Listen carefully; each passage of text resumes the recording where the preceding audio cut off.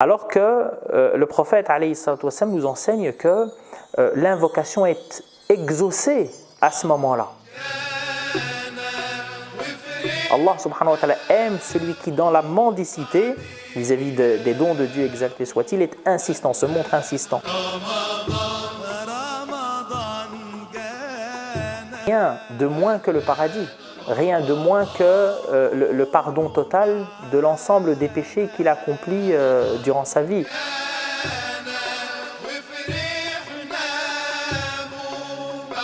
Salam alaikum Anas. Wa alaykum assalam wa rahmatullahi wa barakatuh. Par la grâce de Dieu, le mois de Ramadan est à nos portes et donc nous profitons de l'occasion pour discuter avec vous de ce mois sacré. Et durant cette interview, on va essayer, Inch'Allah, ensemble d'aborder plusieurs sujets liés au mois de Ramadan. On abordera d'abord la sacralité et l'importance du mois de Ramadan dans l'islam. Ensuite, nous aborderons les actes méritoires à réaliser pendant le mois de Ramadan, ainsi que les bienfaits du mois de Ramadan pour le croyant. Enfin, nous terminerons, Inch'Allah, par quelques questions pratiques sur le jeûne. Très bien. Très bien, on va commencer par la première question, Anas. En quoi consiste le jeûne du mois de Ramadan? Alhamdulillah, wa salatu wa salamu ala sayyidina rasulillah, wa ala alihi wa sahbihi wa man walahu wa taba'a hudah, wa ba'd. D'un point de vue normatif, le mois du Ramadan, c'est le simple fait de s'interdire de manger, de boire et d'avoir des relations sexuelles depuis le lever jusqu'au coucher du soleil. Il y a un certain nombre de versets qui vont dans ce sens. Thumma atimmu siyama ila al-layl, comme le dit le Coran, et donc terminez le jeûne ou menez votre jeûne jusqu'au coucher du soleil. Alors, bien évidemment, d'ailleurs c'est le cas pas simplement pour le mois du Ramadan, c'est le cas pour l'ensemble des rites que nous demande Dieu exalté soit-il de réaliser. Ça ne s'arrête pas à cette dimension-là. Ça ne s'arrête pas, donc l'adoration de Dieu exalté soit-il ne s'arrête pas à la dimension formelle. Le jeûne du mois du Ramadan va beaucoup plus loin que cela. Et Allah subhanahu wa ta'ala nous donne certaines clés de lecture à travers les versets du jeûne que l'on trouve dans Surat Al-Baqarah. Allah subhanahu wa ta'ala nous dit par exemple Ya ayyuhalladhina amanu, ô vous les croyants, Kutiba alaykumus siyamu kama kutiba ala alladhina min qablikum, il vous est prescrit un jeûne comme cela a été prescrit aux communautés antérieures, la'allakum tattaqun, afin que vous puissiez développer. Alors at-taqwa, on traduit ça souvent par la crainte ou par la piété, certains traduisent ça par la crainte révérentielle de Dieu exalté soit-il, et toutes ces dimensions ne sont en réalité que des conséquences d'un sentiment bien plus profond. Moi j'aime traduire la notion de at-taqwa par la conscience de Dieu exalté soit-il, puisque c'est en étant conscient du regard de Dieu exalté soit-il qui se porte sur nous que nous pouvons à ce moment-là développer ces dimensions de crainte, ces dimensions de piété. Barakallahu fik. Et est-ce que tu pourrais nous dire à quelle période est-ce que l'islam a institué cette pratique du jeûne du mois de Ramadan? Alors le jeûne du mois du Ramadan, comme toutes les pratiques religieuses excepté la prière. La prière, elle, a été révélée au prophète alayhi salatu wassalam. Il l'a mise en application depuis le premier jour de la révélation. Il est rapporté que Afif, donc un jour qui était un commerçant et dont l'ami n'était autre que Al-Abbas ibn Abdil Muttalib, oncle du prophète sallallahu wa sallam wa baraka alayh. Donc il le fréquentait, et l'année où le prophète a reçu la révélation sallallahu wa sallam wa baraka alayh, Afif aperçoit un homme accompagné d'une femme et d'un jeune homme, donc un jeune adolescent ou préadolescent, qui accomplissait des gestes que ne connaissaient pas les Arabes de l'époque. En fait, ils accomplissaient la prière. Et Afif demande à Al-Abbas, il lui dit « Qui sont ces gens-là » Il lui dit en fait « C'est le fils de mon frère accompagné de sa femme et d'un autre des enfants de mon frère, à savoir l'imam Ali ibn Abi Talib. » Et Afif dit, si je m'étais converti à ce moment-là, j'aurais été, je pense, le 6e à adhérer à la foi. Il n'a adhéré à la foi que bien plus tard. Et donc, la prière, elle, fait partie des actions donc, ou des pratiques que Dieu exalté soit-il a révélées à la Mecque, avec la profession de foi et toute la dimension spirituelle. Toutes les autres pratiques, en commençant par az-zakah, et puis le jeûne, et puis le hajj, ont été révélées à Médine. Et donc, la première année, lorsque le prophète est arrivé à Médine, le ramadan qui a suivi, Dieu exalté soit-il a demandé au prophète de jeûner, et le prophète sallallahu wa sallam wa baraka alayhi a conseillé de jeûner à ses compagnons. Donc la première année de l'hégire, le mois du Ramadan a été jeûné complètement par le prophète et très probablement par certains compagnons, mais le jeûne n'était pas obligatoire pour eux. Quand est-ce qu'il a commencé à devenir obligatoire? La deuxième année de l'hégire. Le prophète quelques jours avant justement ce deuxième mois du Ramadan de la phase médinoise, a interpellé les compagnons en leur disant « Laqad ja'akum shahrun mubarak » vous est venu un mois béni. « Tuftahu fihi abwabul jannah » les portes du paradis sont ouvertes durant ce mois. Et les portes de l'enfer sont fermées. « Wa tusaffadu fihi shayatin » les démons sont emprisonnés. « Fihi laylatun khayrun min alfi layla » elle contient une nuit meilleure encore que 1000 mois. Man hurima khayraha faqad hurim, celui qui en sont privés, de la spiritualité de ces mois et du bénéfice de cette nuit tellement importante, eh bien véritablement il est privé de tout. Voilà donc les circonstances de la première prescription, puisqu'auparavant ce n'était pas une prescription. Est-ce que la pratique du jeûne était déjà connue chez les Arabes d'avant l'islam? Alors en fait, chez les Arabes d'avant l'islam, il existait des traces de cette adoration, puisque nous savons que le Coran le dit d'ailleurs, tout simplement, Kutiba alaykumus siyamu kama kutiba alal ladhina min qablikum. Il vous a été prescrit un jeûne comme cela a été prescrit pour les communautés antérieures. Donc les communautés antérieures avaient un jeûne qui leur a été prescrit par Dieu exalté soit-il. Qu'est-ce que nous voulons dire par les communautés antérieures? Les disciples de Moïse, les disciples de Jésus et très probablement d'autres prophètes. Donc les Arabes, ce sont les Arabes, il existe plusieurs types d'Arabes. Donc il y a l'Arabul Ariba, donc c'est les Arabes de souche, dont ne fait pas partie le prophète puisqu'il fait partie de l'Arab al-Musta'riba, ceux qui se sont arabisés à la venue de Sayyidina Ismaïl lorsqu'il s'est installé avec sa maman dans la péninsule arabique et plus particulièrement à la Mecque.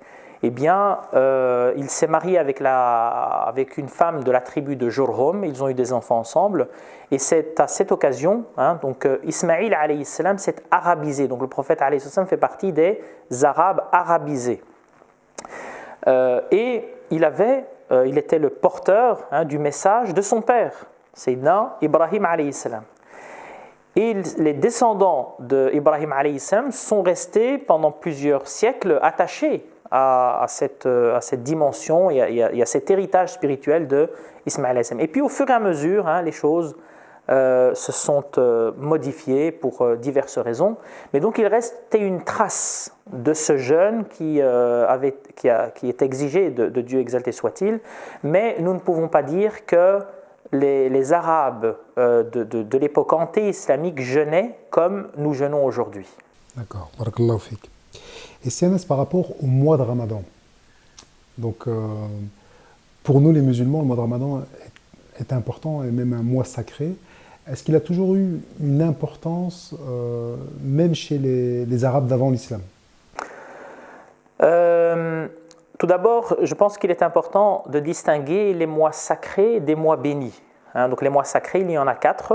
Inna iddata shuhuri inda Allahi 12 shahran fi kitabillahi yawma khalaqa as-samawati wal ardi minha arba'atun hurum. Donc l'année liturgique islamique se compose de 12 mois, dont 4 sont sacrés. La sacralité de ces mois implique des conséquences du point de vue juridique sur lesquelles nous n'allons pas nous étendre aujourd'hui, Inch'Allah. Mais donc le mois du Ramadan est un mois béni, c'est un mois particulier. Et puisqu'il reste, comment dire, la pratique des Arabes de l'époque anté-islamique, donc gardait certaines traces des messages de Sayyidina Ibrahim alayhi salam, de celui de Sayyidina Ismaïl alayhi salam. Alors ce mois-là avait une certaine particularité sans être véritablement sacré ou béni comme nous l'avons expliqué. Très bien, barakallahu fik Anas. Et donc, dans l'islam, en fait, question simple mais qui nécessite peut-être des explications, qui doit jeûner ? Alors, les savants ont étudié cette dimension sous un titre qui est donc Shurut al-Wujub. Quelles sont les conditions de l'exigibilité? Et donc ils ont évoqué un certain nombre de conditions d'exigibilité. Première condition d'exigibilité, le boulour, c'est-à-dire que toute personne qui n'a pas atteint l'âge de la puberté n'est pas concernée par l'obligation de jeûner. Ça, c'est important à rappeler aujourd'hui en particulier puisque certaines personnes, certains musulmans malheureusement font jeûner des enfants qui n'ont absolument pas l'âge de jeûner. Et d'ailleurs la question de la puberté pose aujourd'hui problème puisque alors il y a certaines études qui ont été faites notamment en France sur l'âge de la puberté depuis le Moyen-Âge. Et on s'est rendu compte en fait qu'au Moyen-Âge, les garçons et les filles, donc les filles étaient pubères un petit peu avant, c'est-à-dire à peu près vers 16 ans, et les garçons vers 17 ans. Donc imaginez la puberté de l'époque. Et aujourd'hui, certaines filles sont même pubères à 8 ans. Et certains garçons, alors vers 11 ans, peut-être un petit peu avant, quelquefois ils sont déjà pubères. Ce qui a poussé les scientifiques à se poser des questions. Pourquoi est-ce que la puberté se fait de manière tellement rapide aujourd'hui? Et on s'est rendu compte en fait que c'était largement causé par des perturbateurs endocriniens. Et donc le phénomène de la puberté aujourd'hui est provoqué par un ensemble d'éléments en fait qui sont étrangers au phénomène naturel. Et donc la question se pose aujourd'hui aux savants de définir l'âge de la puberté réelle, puisqu'on ne peut pas nous fier donc à ces signes extérieurs de la puberté qui sont provoqués par des éléments qui ne sont pas naturels. Et donc c'est une question aujourd'hui qui est ouverte et à laquelle nous devons absolument répondre et les institutions de la fatwa, que ce soit dans notre pays ou alors dans d'autres pays, doivent répondre à cette question. D'accord ? Véritablement, après des études, après des concertations avec les médecins et les spécialistes, pour pouvoir définir donc un seuil de pauvreté qui soit réel. Seuil de puberté. Un seuil de puberté qui soit réel. Donc ça c'est la puberté. Deuxièmement, al-aql. Alors quand on dit al-aql, ça signifie le fait d'être en possession de ses facultés mentales. Donc la personne qui n'est pas en possession de ses facultés mentales, on ne lui demande absolument pas de jeûner. Le jeûne en fait ne le concerne absolument pas. Et puis il y a également le fait d'être musulman, puisque tous les principes de l'islam ne se destinent qu'aux musulmans. Ceux qui ne sont pas musulmans, eh bien, ils n'ont pas à jeûner, ils n'ont pas à prier. Dieu exalté soit-il ne s'adresse pas à eux à travers ces versets et ces hadiths. Et puis, évidemment, le fait d'être en bonne santé. Donc la personne qui n'est pas en bonne santé, et là peut-être que vous me poserez des questions sur la femme enceinte, sur un certain nombre d'autres profils, de personnes, sur les vieillards, etc. Mais donc la personne doit être capable de jeûner. Celui qui n'est pas capable de jeûner, eh bien, Dieu exalté soit-il, le dispense de manière pure et simple. Alors il y aura peut-être des biens ou des éléments donc, par lesquels il devra compenser. Mais voilà, ça peut-être qu'on y reviendra. Barakallahu fik SNS pour ces éclaircissements. On va en arriver à des questions maintenant sur les différents actes méritoires qu'on pourrait réaliser pendant le mois de Ramadan. Et donc la première question, est-ce que le prophète alayhi salatu wassalam nous a conseillé des actes d'adoration spécifiques pour le mois de Ramadan, hormis le jeûne? Alors, le prophète alayhi salatu wassalam nous invite, durant le mois du Ramadan, à œuvrer et à en faire le plus possible. Et il nous encourage par la récompense, par la récompense qui est accordée aux pratiques réalisées durant le mois du Ramadan. Le prophète alayhi sallam nous dit par exemple qu'une action obligatoire, une action surérogatoire faite durant le mois du Ramadan aura la valeur d'une pratique obligatoire. Et nous savons par là qu'une pratique obligatoire donne lieu à une bien meilleure récompense qu'une pratique surérogatoire. Et c'est pour ça que le prophète alayhi salatu wassalam nous invite, dans notre quête de Dieu exalté soit-il, à commencer par les pratiques obligatoires. Le prophète nous dit par exemple dans une tradition وَلَا يَزَالُ عَبْدِي يَتَقَرَّبُ إِلَيَّ بِالنَّوَافِلِ حَتَّى أُحِبَّهُ. Donc le serviteur ne cessera de se rapprocher de moi par la mise en pratique de rites surérogatoires jusqu'à ce que je l'aime. Alors évidemment des pratiques surérogatoires, mais après avoir accompli les pratiques obligatoires. Donc les pratiques obligatoires ont une valeur bien plus importante aux yeux de Dieu exalté soit-il que les pratiques surérogatoires. Mais donc durant le mois du Ramadan, une pratique surérogatoire aura la valeur, en termes de hasanat, d'une pratique obligatoire. Et les pratiques obligatoires auront la valeur de 70 pratiques obligatoires. Donc ici, tout est multiplié durant le mois du Ramadan. Alors qu'est-ce qui nous est demandé en particulier? Il nous est demandé, bien évidemment, d'accomplir tout ce que Dieu exalté soit-il nous demande d'accomplir durant les autres mois, comme la prière, comme le jeûne, même si c'est une particularité du mois du Ramadan. Et puis le prophète alayhi sallam nous demande également de pratiquer ce qu'on appelle al-qiyam, c'est-à-dire la veillée nocturne. Il nous demande également ça c'est une particularité du mois du Ramadan, de faire la lecture et la récitation du Coran. Puisque le mois du Ramadan, c'est le mois du Coran. Shahru Ramadan alladhi unzila fihi al-Qur'an. Le mois du Ramadan, c'est celui au cours duquel a été révélé le Coran. Et donc la lecture du Coran, c'est quelque chose de très très important. Et dans une tradition, le prophète alayhi sallam nous dit Al-Siyam wal-Qur'an yashfa'ani lil-'abdi yawm al-qiyamah. Le jeûne et le Coran viennent au secours du musulman le jour du jugement dernier. L'un d'eux dira à Dieu exalté soit-il, donc le jeûne et la lecture du Coran. Le jeûne dira à Dieu exalté soit-il, je l'ai empêché de manger durant la journée. Et le Coran dira à Dieu exalté soit-il, je lui ai empêché le sommeil durant la nuit. Et le prophète alayhi salatu wassalam dira en conclusion, fayashfa'ani lil-'abdi yawm al-qiyamah. Dieu exalté soit-il acceptera l'intercession du Coran et du jeûne le jour du jugement dernier. Donc tout ça, et puis il y a également ce qu'on appelle le tasbih, le tahmid, c'est-à-dire l'évocation de Dieu exalté soit-il. Mais la particularité et la priorité doit être donnée à la lecture du Coran. Et aux sadaqat, puisque c'est dans une tradition, le prophète sallallahu wa sallam wa baraka alayhi dit que celui qui donne à manger donc à un pauvre durant le mois du Ramadan, Dieu exalté soit-il acceptera son jeûne. le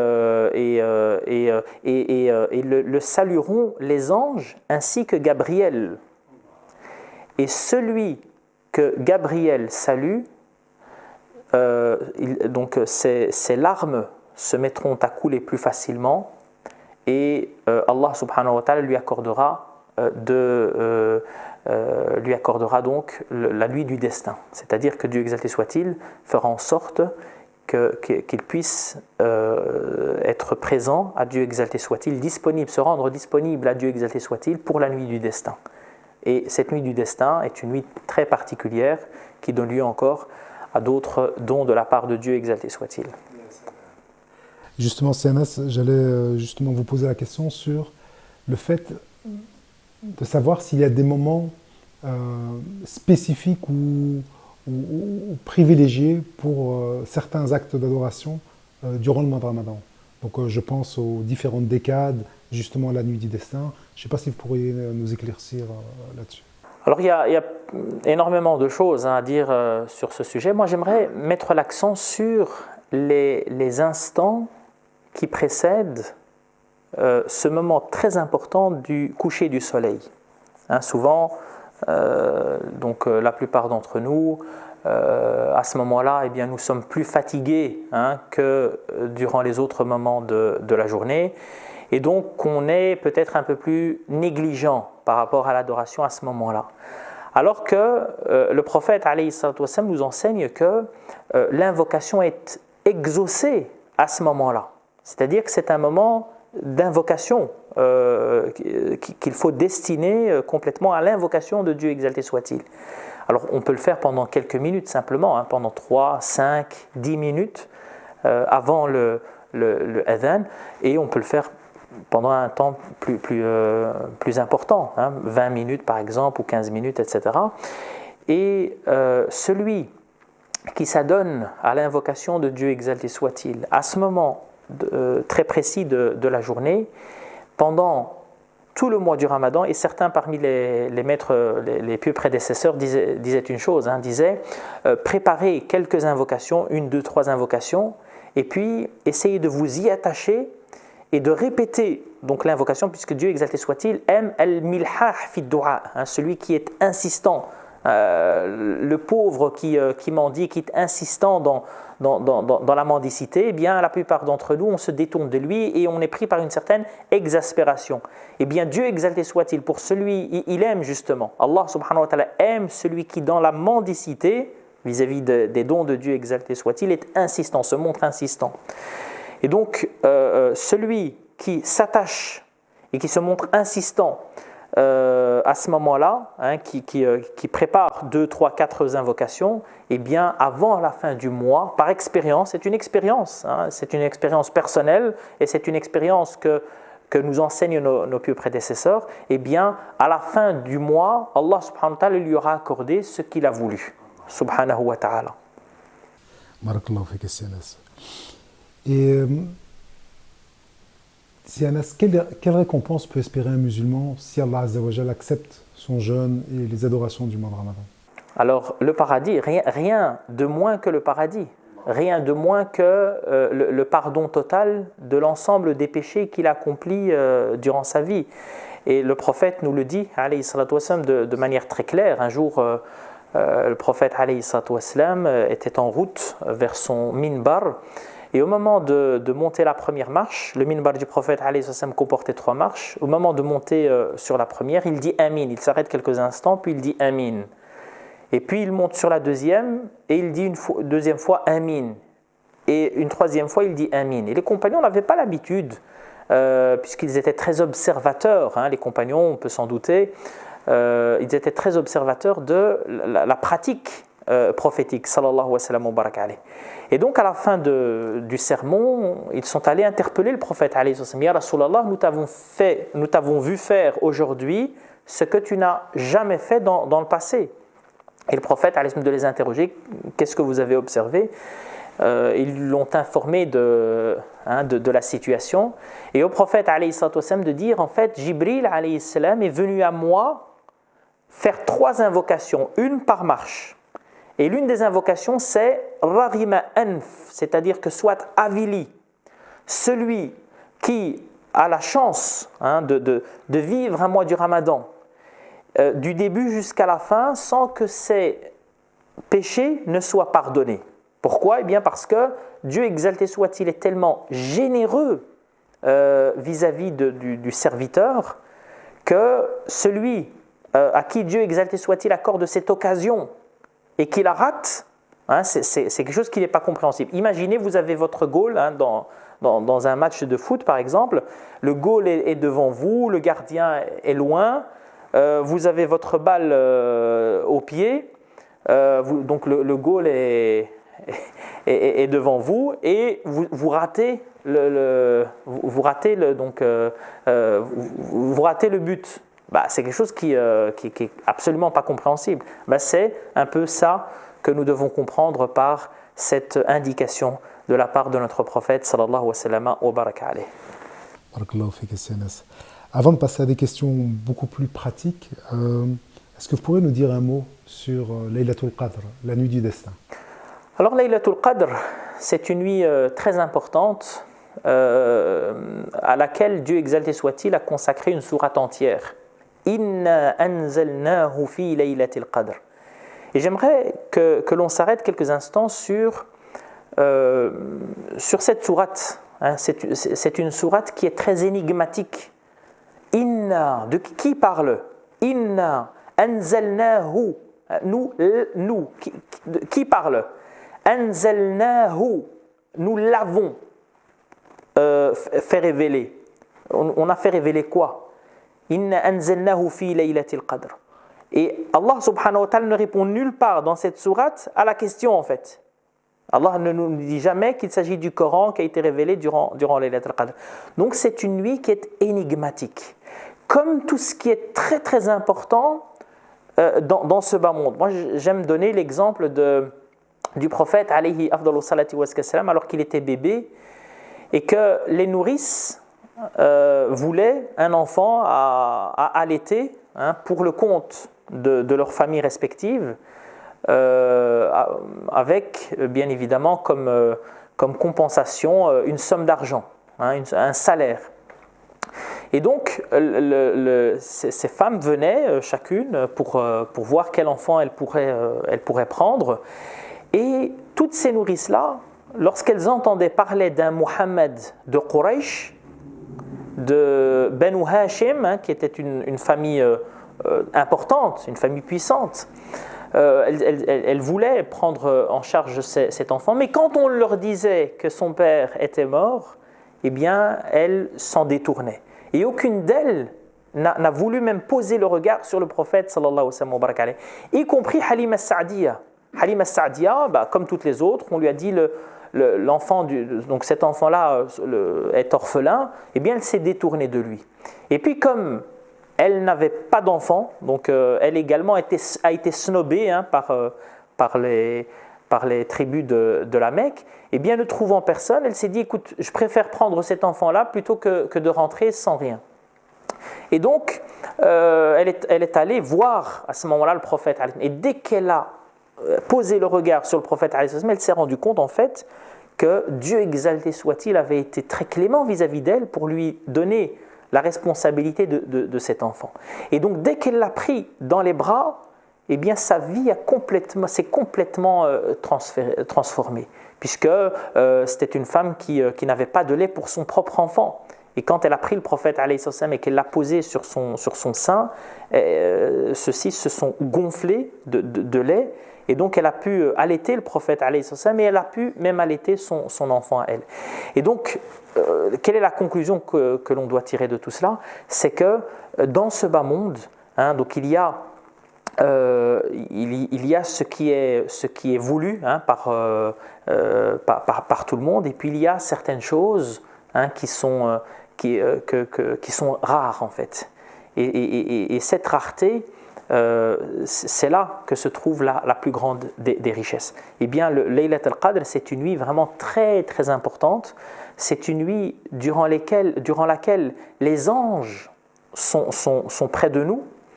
Et cela, c'est le reflet de de ce que Dieu, exalté soit-il, donc c'est le reflet de la clémence que Dieu, exalté soit-il, fait descendre cette nuit-là sur les serviteurs, les invitant à aller vers lui, subhanahu wa ta'ala.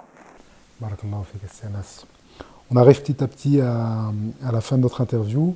Donc ici, je vais vous questionner sur différentes interrogations qui reviennent à chaque mois de Ramadan. Donc si vous pouviez répondre de manière peut-être brève. La première question, comment une personne malade peut savoir si elle doit jeûner ou non? Alors là, c'est très simple. On pose la question au corps médical. Donc le médecin, s'il nous met en garde et qu'il nous interdit de jeûner, eh bien on ne jeûne pas. Alors il y a un certain nombre de personnes qui ont par exemple certains traitements à prendre. Ils peuvent leur demander au médecin, est-ce qu'il y a une possibilité d'aménager le traitement ou pas?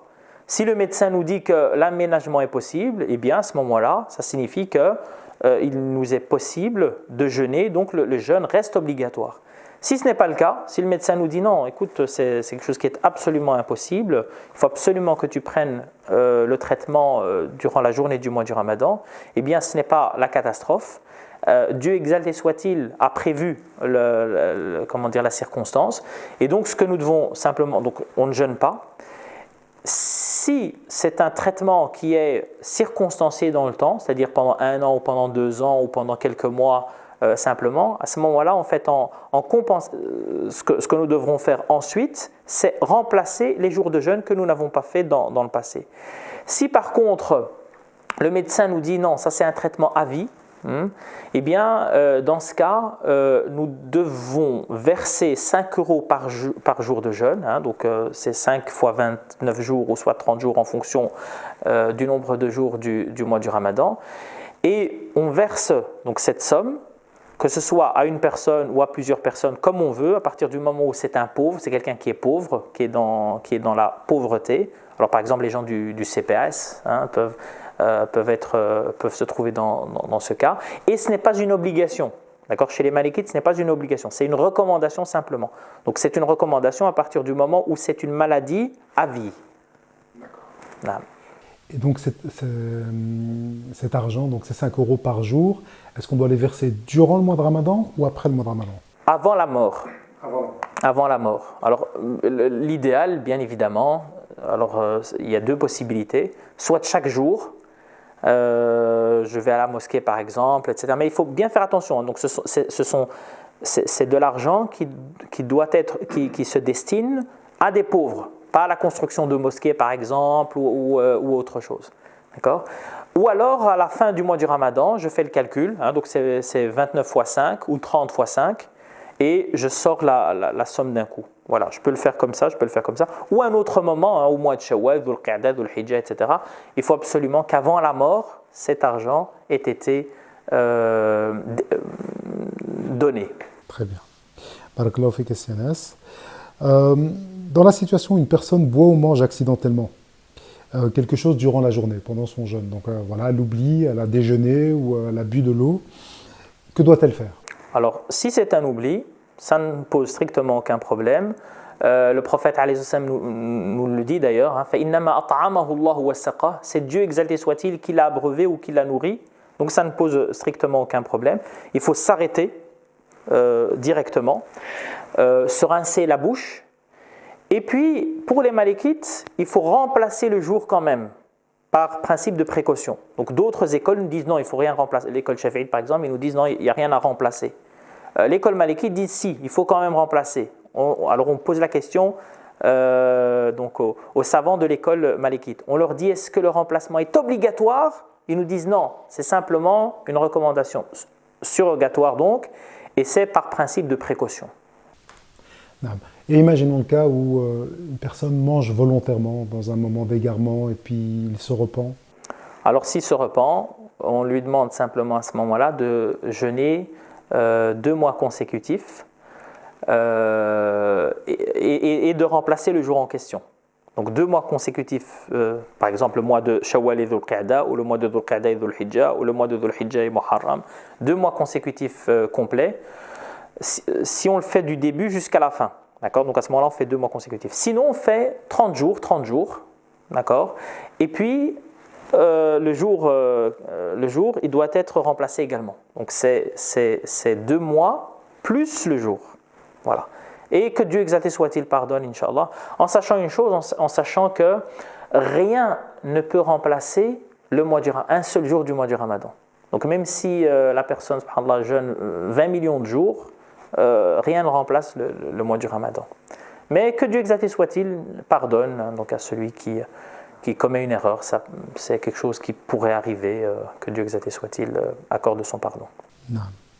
Une autre question qui revient souvent, c'est la personne qui malheureusement ne prie pas encore et qui a tout de même envie de jeûner. Est-ce qu'aux yeux de l'islam, ça a du sens?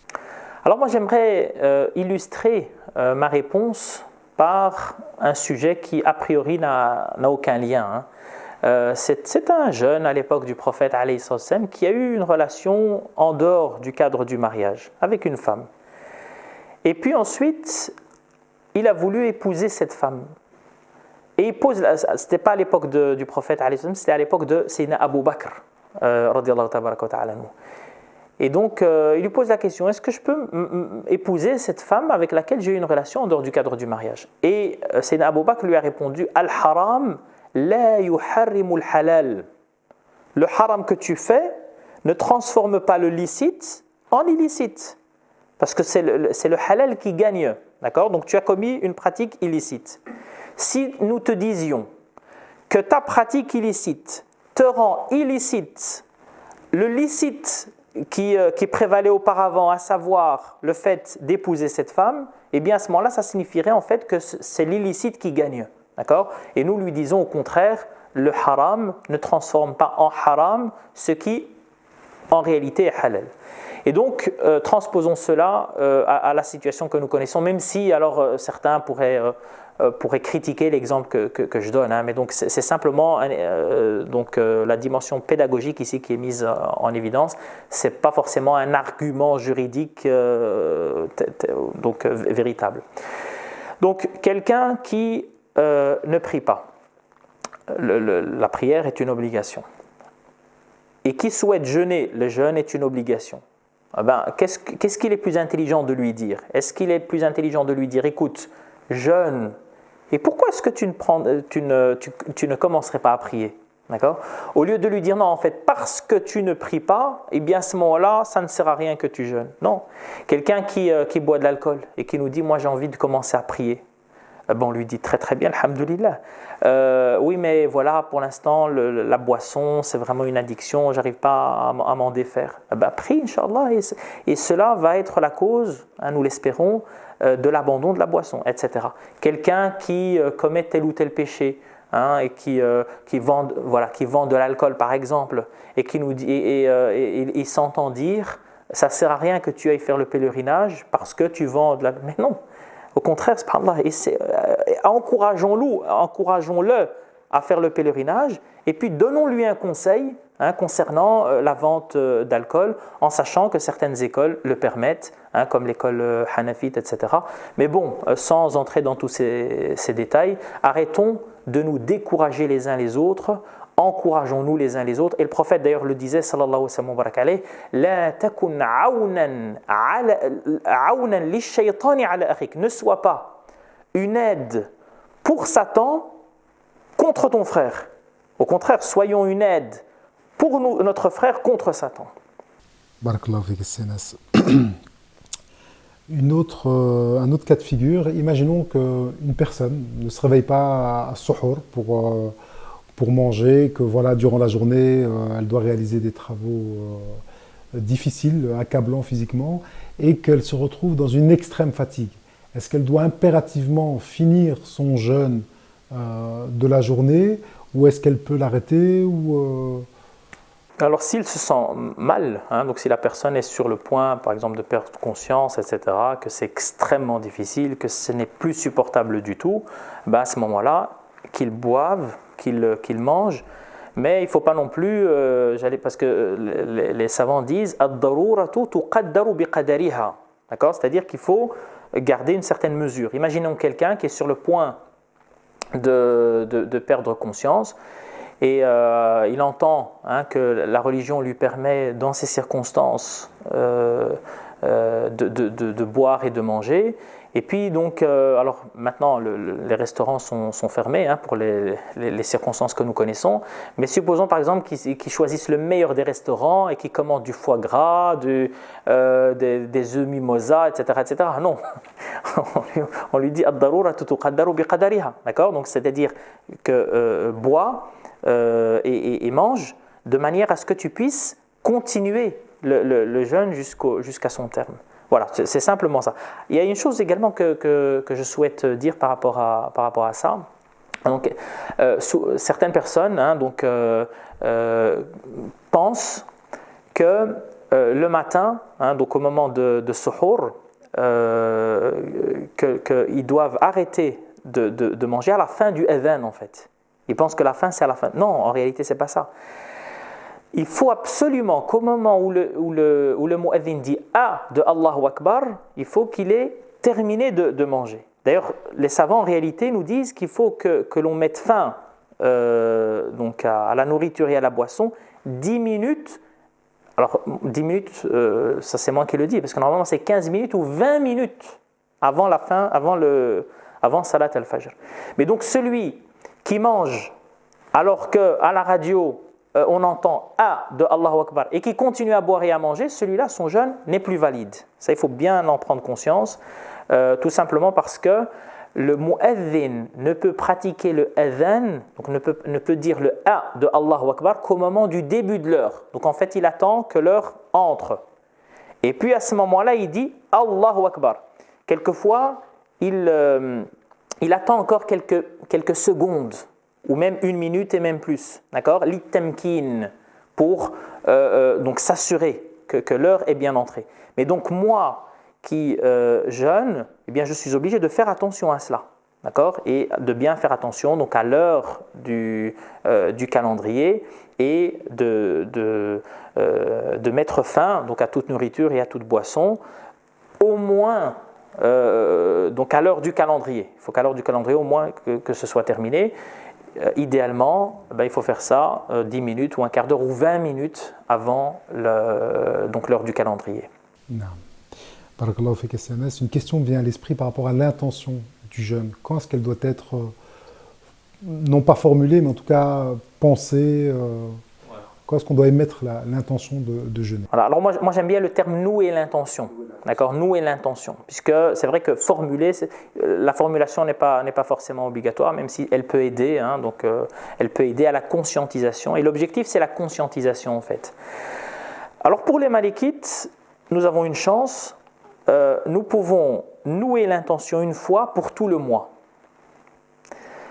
Entre la prière de l'Maghrib et la prière de l'Fajr du jour qui précède le premier jour du mois du Ramadan.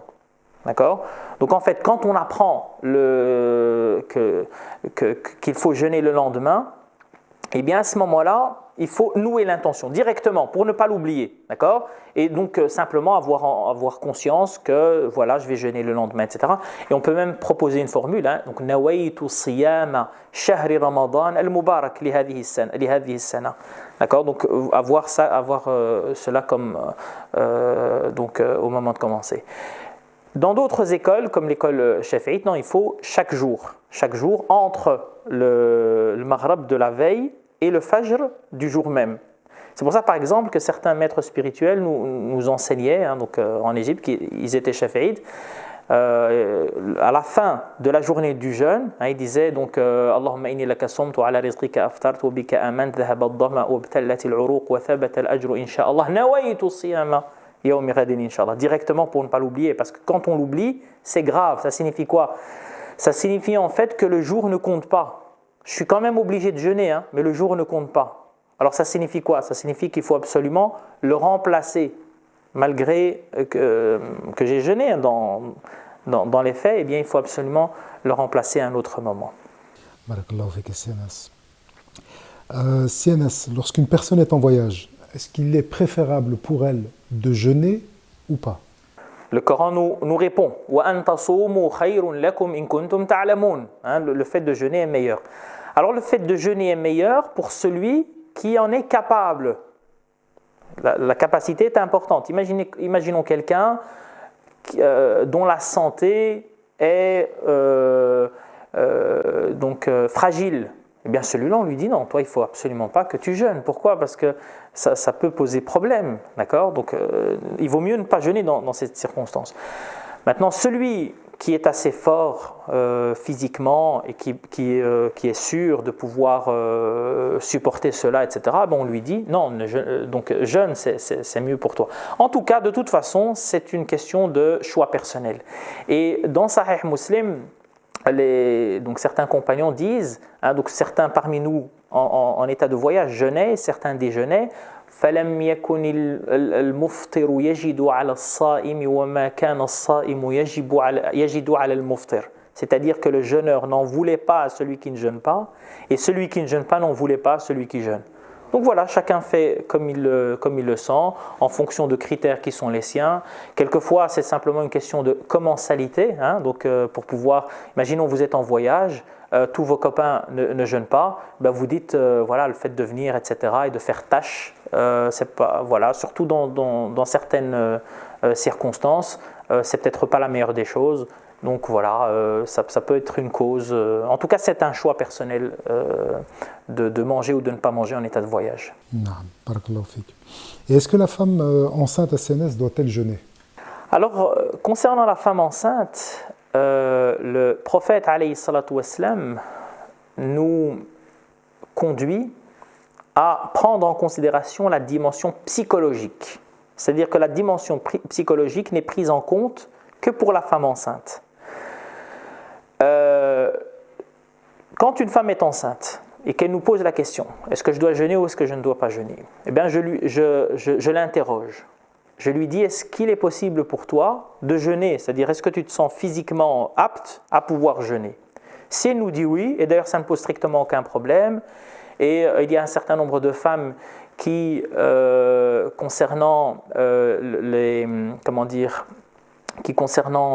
le régime alimentaire, donc elles ont un régime alimentaire particulier qui leur permettent, qui font attention à ce régime alimentaire, et donc elles n'ont strictement aucun problème à jeûner, et voilà, ça ne pose strictement aucun problème pour elles. On leur dit à ce moment-là, le jeûne reste obligatoire pour toi.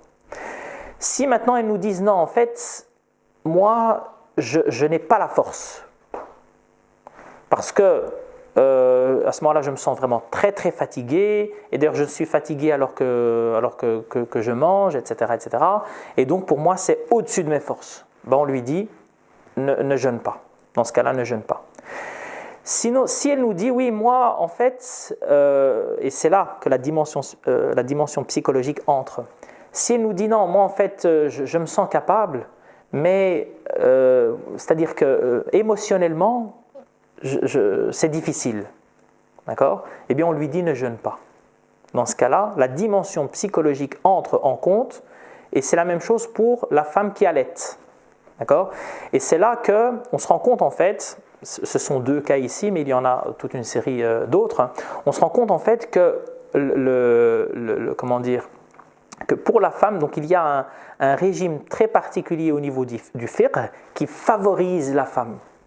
Et lorsque je donne cours de fiqh, eh bien, donc du début jusqu'à la fin, donc en commençant par les adorations, etc., on se rend compte en fait qu'il y a des facilités qui sont accordées pour celles qui le désirent. Parce qu'il y a certaines femmes qui nous disent non.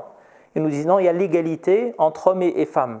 Et donc moi je suis capable de faire, et il y en a certaines qui nous le disent, moi je suis capable de faire tout ce qu'un homme fait et même beaucoup plus. On lui dit, très bien. C'est également pris en considération, et à ce moment-là, les assouplissements qui sont prévus par la législation islamique ne te concernent pas, et donc c'est très bien, alhamdoulilah, et tu auras la récompense que Dieu exalté soit-il t'accordera. Et CNS, est-ce qu'on peut se parfumer, s'embellir durant le mois de Ramadan ? Alors s'embellir comme vous voulez, d'accord ? Donc on peut faire le beau gosse comme on veut. Par contre, le parfum, c'est déconseillé, c'est pas illicite, c'est déconseillé. Quand je dis le parfum, je parle bien évidemment pas du déodorant. hein. Donc le déodorant, ça, il y a strictement aucun problème, etc. Par contre, le fait de se parfumer, là, il vaut mieux éviter. Très bien. Et dernière question encore pratico-pratique. Chaque année, on voit plusieurs horaires de prière circuler. Lequel doit-on suivre ici à Bruxelles? L'horaire officiel, dans n'importe quel pays du monde, c'est l'horaire officiel qu'il faut suivre. En Belgique, c'est celui de l'exécutif. D'accord? Donc, quoi que l'on puisse penser de l'institution, quoi que l'on puisse penser même de l'horaire lui-même. Hein. Moi, par exemple, j'ai des remarques à faire concernant l'heure de l'Isha, par exemple en été. D'accord? Donc, l'heure de l'Isha en été pose problème. Alors, pas pendant tout l'été, et je n'ai pas envie d'entrer dans le détail à ce niveau-là, mais donc j'ai des remarques à faire par rapport à cela. Eh bien, quand je suis imam d'une mosquée, je respecte l'horaire qui est fixé, et voilà, parce que c'est un ijtihad de gens qui sont quand même compétents, donc il faut quand même le reconnaître ça. Un certain nombre des personnes qui sont dans le conseil des théologiens, et donc on respecte cela, et c'est à eux de porter la responsabilité devant Dieu exalté soit-il de l'ijtihad qui est le leur. D'accord? Donc voilà, c'est celui qui est officiel, que ce soit ici en Belgique ou partout dans le monde. Barakallahu fik, CNS. Avant-dernière question, CNS. Aurez-vous un conseil à nous donner pour essayer de passer un bon mois de Ramadan, donc plein de spiritualité? Alors là, l'imam Abu Hamid al-Ghazali nous enseigne une dimension très importante dans la spiritualité, qui est le fait de désigner pour chaque moment une activité, dans la mesure de nos possibilités. Alors si nous pouvions par exemple réserver certains moments à la spiritualité. Alors chacun en fonction de ses circonstances. Hein. Donc on pourrait se dire par exemple que voilà, je vais me réveiller 1 heure avant la prière de l'Fajr, et donc pendant 30 minutes, je vais consacrer 30 minutes à la spiritualité après le lever. Durant 1/4 d'heure, je vais lire un peu de Coran, puis après je vais faire certaines invocations.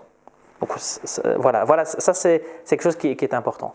Le fait également de réserver un petit temps entre la prière de l'Maghrib et la prière de l'Isha à la spiritualité. Les maîtres spirituels nous disent en fait qu'il existe 4 moments importants dans la journée, auxquels qu'il faut absolument destiner, alors, soit en totalité, soit en partie, à la spiritualité. Avant et après Al-Maghrib, avant et après le Fajr. Avant le Maghrib, pourquoi pas destiner ça à l'invocation, par exemple. Après le Maghrib, on fait encore quelques invocations, etc. Puis après on mange, hein, bien évidemment. Et puis après, pourquoi ne pas faire quelques instants de dhikr, quelques instants de lecture du Coran, etc. Et puis la même chose pour avant et après le Fajr.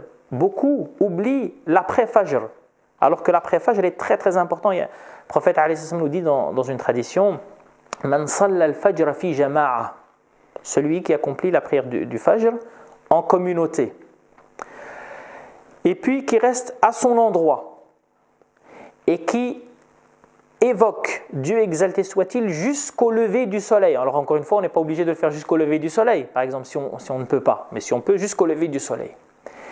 Et puis qui accomplit 2 unités de prière. Donc après le lever du soleil, il attend 10 minutes ou 1/4 d'heure, et puis il fait 2 unités de prière. C'est comme si Dieu lui accorde la récompense d'un hajj et d'une umrah complète. À 3 fois, à 3 reprises, le prophète répète complète. C'est-à-dire c'est un véritable... Alors celui qui ne peut pas le faire tous les jours, pourquoi ne le fait-il pas le samedi par exemple, le dimanche, l'un des 2 jours du week-end, ou une fois par mois par exemple, etc. C'est une umrah et un hajj complet. Maintenant que nous sommes privés de hajj et de umrah, pourquoi ne pas remplacer par cela? Et ce serait une manière pour nous de quémander à Dieu exalté soit-il la levée de cette pandémie, la levée de cette privation. Barakallahu fik, CNS. Voilà, donc on arrive à la fin de notre interview. Est-ce que vous aimeriez rajouter ou dire quelque chose que vous estimez qu'on n'a pas abordé durant l'interview? Alors moi, je vais peut-être dire une chose. Souvent, j'ai plein de coups de fil le premier jour du mois du Ramadan. Alors quand je dis coup de fil, soit donc par téléphone, soit par WhatsApp, soit par Facebook, etc., etc., de gens qui le premier jour du mois du Ramadan ont plein de questions à poser sur le mois du Ramadan. Donc c'est vraiment quelque chose qui... Alors moi je me pose une question, et les questions en fait elles portent sur quoi? Elles portent sur, voilà, j'ai du diabète, est-ce que je dois jeûner? J'ai fait telle ou telle chose, est-ce que je dois jeûner? J'ai tel problème de santé, est-ce que je dois jeûner? Etc. Donc des questions vraiment très, très techniques. Alors la question que je me pose, c'est comment ça se fait en fait qu'on attend le premier jour du mois du Ramadan pour poser ces questions? Ça met en évidence une chose, ça met en évidence en fait que très peu de musulmans préparent le mois du Ramadan. Alors quand on ne prépare pas le mois du Ramadan, alors durant le mois du Ramadan on peut faire ce qu'on veut, donc on se rendra compte en fait que la spiritualité n'arrive pas. Donc l'objectif pour lequel nous jeûnons, en fait cet objectif-là, nous ne pourrons pas le concrétiser. Le prophète alayhi salatu wassalam avait une pratique durant le mois du Ramadan qui était vraiment très particulière, puisque lors de la dernière décade du mois du Ramadan, il accélérait le pas, sallallahu wa sallam wa barak alayhi, au point où donc Sayyida Aïcha disait yashuddu mi'zarahu, en fait, c'est-à-dire en fait qu'il resserrait son izar. Alors ça signifie quoi? Ça signifie en fait qu'il n'avait plus de relation charnelle avec ses épouses. Donc il se consacrait véritablement à l'adoration du Tout-Puissant, exalté soit-il, et il dormait bien peu, etc. Sallallahu wa sallam wa barak alayhi. Comment était-il capable de faire cela? Alors on parle ici du prophète alayhi salam, mais de tout le monde. Pourquoi est-ce que nous n'arrivons pas à ça? Nous, la plupart d'entre nous, quand à l'époque où on allait dans les mosquées et qu'il n'y avait pas de pandémie, eh bien on se rend compte en fait que le premier jour tout le monde est là, et puis le deuxième jour déjà certains manquent à l'appel, le troisième jour beaucoup manquent à l'appel, et puis ensuite il y a beaucoup moins de personnes à la mosquée qui ne reviennent que le 27e, la 27e nuit du mois du Ramadan. Pourquoi? Eh bien parce qu'il n'y a pas de préparation. Cette préparation c'est absolument indispensable pour pouvoir cheminer correctement et tirer les bénéfices qui nous ont été promis par le prophète alayhi salatu wassalam durant le mois du Ramadan. Donc parmi ces bénéfices, la'allakum tattaqoun, at-taqwa, cette conscience véritable, perpétuelle de Dieu exalté soit-il et de sa présence. Barakallahu fik Anas et Ramadan Mubarak. Taqabbal Allahu minna wa minkum. Assalamu alaikum wa rahmatullahi wa barakatuh. Wa alaykum assalam wa rahmatullahi wa barakatuh.